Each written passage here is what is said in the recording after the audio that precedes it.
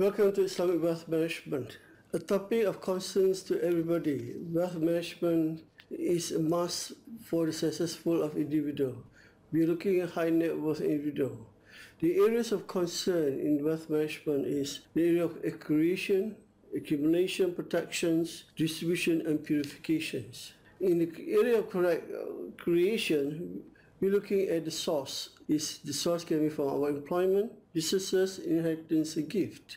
And in order to do that, there is where we will start accumulating our wealth. Wealth management looks at the needs to creation of this wealth.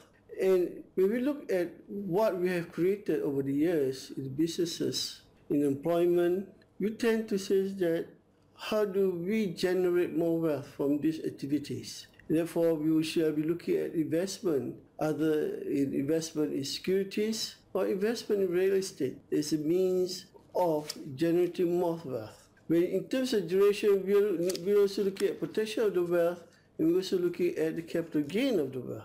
And the next phase of our discussion will be on the protection of wealth. How do we protect our wealth?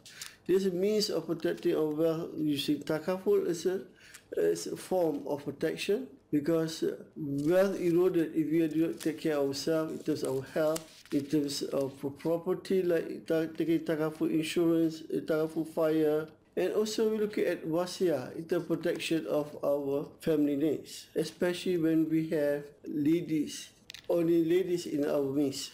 Ultimately, we're looking at distributions. There's a lot of comparative studies being done in terms of real estate distribution.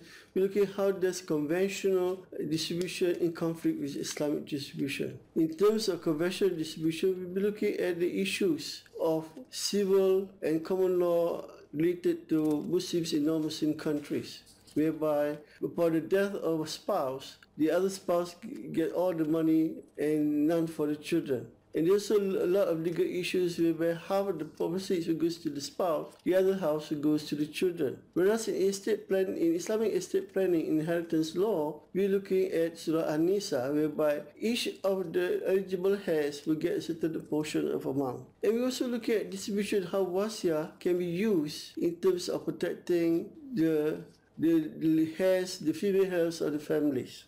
Hibah has been widely used in terms of distributing prior to our special children's or to our other families. And also looking at wakaf, the amount that we want to put aside for ourselves. In terms of purification, we will look at zakat, infaq and sadaqah. In our context of research, we will be looking at wakaf, cash wakaf, we will be looking at inheritance, because these are the issues that is currently being looked at, especially to elevate Islamic humanity across the world.